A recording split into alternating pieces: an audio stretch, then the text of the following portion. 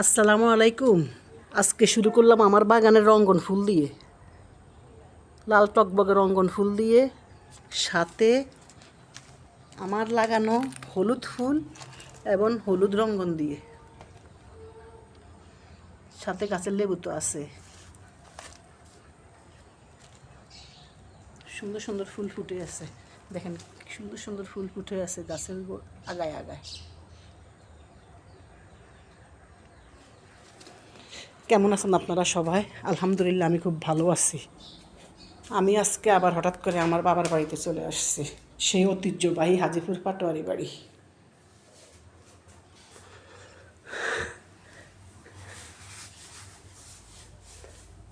যে বাড়ি এক নামে সবাই চিনে, সুপরিচিত,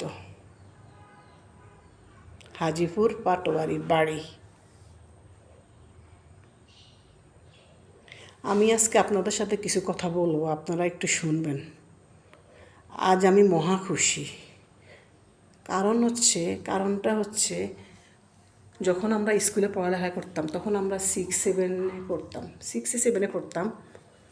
আমরা যখন দেখতাম আমাদের প্রচুর সুপারি হইতো, প্রচুর নারিকেল হইতো। আমাদের নারিকেল সুপারি আমাদের এক রুম ভরে যেত, এত নারিকেল সুপারি। স্কুল থেকে আসার পরে যখন দেখতাম নারিকেলগুলা পেড়ে পেড়ে, সুপারিগুলা পেড়ে পেড়ে এক রুম করতো, রুম ভর্তি থাকতো। স্কুল থেকে আসার পরে যখন সুপারির উপরে দিয়ে হাঁটে যাইতাম, তখন খুব বিরক্তি বোধ করতাম, অসহ্য লাগতো যে এত সুপারি আমাদের কেন হয়। তখন বয়স কম ছিল, ছোটো ছিলাম, সুপারির মর্ম বুঝতাম না, সুপারিটা আসলে কি গুরুত্বপূর্ণ জিনিস। হ্যাঁ, তো এত বিরক্ত হইতাম। আবার দেখা যেত যে মাছাছিরা সুপারিগুলারে এইভাবে এইভাবে ছিঁড়ত, এইভাবে ছিঁড়ে লালগুলা আলাদা করতো, তারপরে লালগুলা বলতে পাকাগুলো আলাদা করতো, এরকম কাঁচাগুলো আলাদা করতো। সকালে বসতো, বিকেলে উঠতো। এত সুপারি, বিশাল টাল হইতো, উঁচা উঁচা 2টা টাল হইতো। তখন মাছাছিটা আমাদেরকে লোভ লাগাইতো, তোমরা সুপারিগুলো ভাত খাওয়ার পরে সুপারিগুলো আমাদেরকে এইভাবে পাকাগুলো ছিঁড়ো, এইভাবে। তারপরে ছোটোবেলার সেই কথা আর আইসক্রিম আলা যখন আসতো, তখন আইসক্রিম সবাই পেরে সুপারি দিয়ে আইসক্রিম খাওয়া শুরু করতো। আমরাও কী করতাম, ওই যে সুপারি 4টা দিলে একটা আইসক্রিম দিত, এরকম 4টা টকবগে সুপারি দিলে একটা আইসক্রিম দিত আমাদেরকে। আমরা ওই লোভে সুপারিগুলো সুন্দর করে মনোযোগ সহকারে ছিঁড়ে দিতাম। হ্যাঁ, দেওয়ার পরে মাছাছিরাও খুব খুশি হইতো, খুশি হয়ে আমাদেরকে কিছু সুপারি দিত যে তোমরা এগুলো দিয়ে আইসক্রিম খাইও।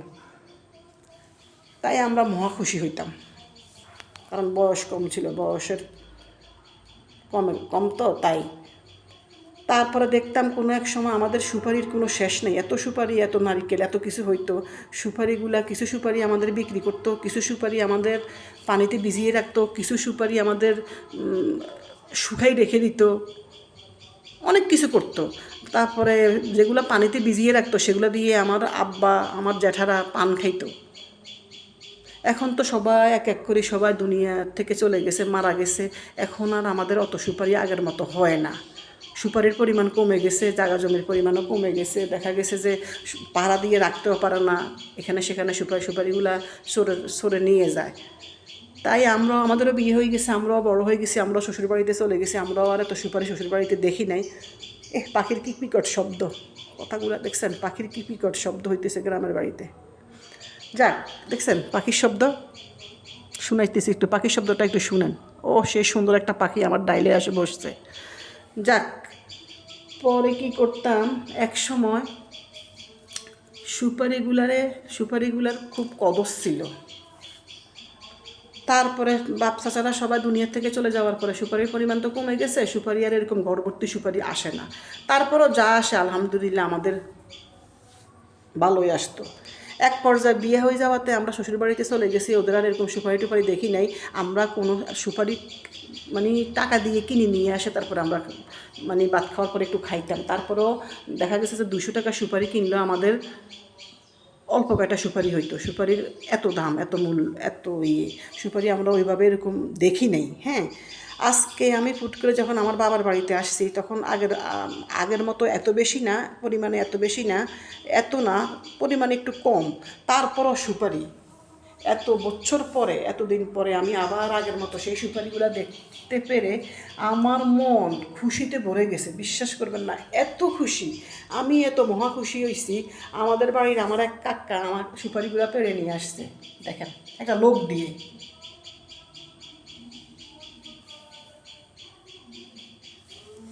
দেখছেন কি টকবগে সুপারির কালার,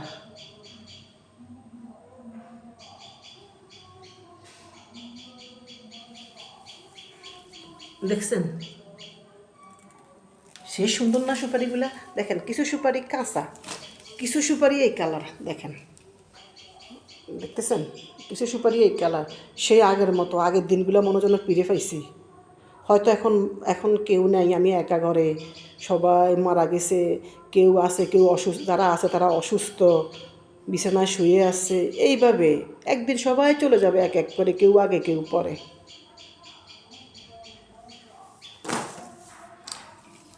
দেখেন কি টকবগে সুপারির কালার, দেখছেন একদম মনে যেন পাকা কমলা লেবু। এত সুন্দর টকবগে সুপারির কালারগুলা। আমি এখন প্রত্যেকটা সুপারি এইভাবে এইভাবে নিব, এই যে এইভাবে নিব, পাকাগুলোও নিব, কাঁচাগুলোও নিব, নিয়ে রেখে দিব। সবাই আসবে তো ইনশাল্লাহ, সবাই আবার পান খাবে, সবাই দেখবে, এটা একটা খুশির বিষয়, ঠিক না? ফারুক কাকা, আপনাকে অসংখ্য অসংখ্য ধন্যবাদ। আপনার কারণে আমাদের সুপারিগুলা আমরা চোখে দেখতে পারছি এত সৌন্দর্য আগের মতো। সাথে সাথে বধু ভাইকেও অসংখ্য ধন্যবাদ, উনিও কিছু হেল্প করাতে।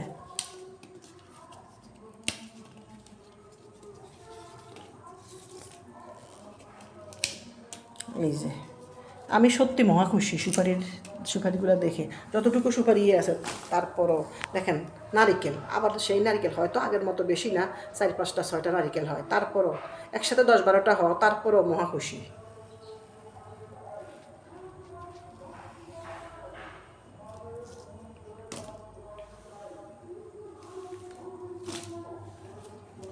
অনেক সুন্দর, অনেক সুপারির কালারটা যে এত সুন্দর, সেই আগের কথাগুলো বারবার মনে পড়ছে, বারবার চুপ হয়ে বসে আছি।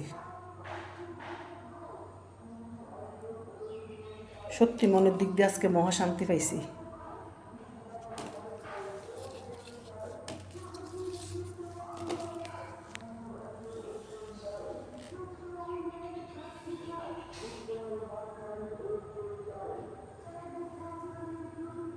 এটাকে বলে বাবার বাড়ি, বাবার বাড়ির শান্তি, সেই শান্তি। আনন্দে সুপারিগুলো একা একা বসে বসে ছিটতেছি আর আনন্দ পাইতেছি। আজ সবাই কোথায়, আজ আমি একা একা। একদিন এই ঘরে অনেক মানুষ ছিল, অনেক লোকজন ছিল, আজ শূন্য হয়ে পড়ে আছে। কেউ আছে, কেউ জীবিত আছে, কেউ মারা গেছে। এইভাবে সবাই একদিন থাকবে, একদিন থাকবে না, আর প্রজন্ম জন্ম হবে, এইভাবে দুনিয়া। সবাই সবার জন্য দোয়া করবেন, সুস্থ থাকবেন। আল্লাহ হাফেজ।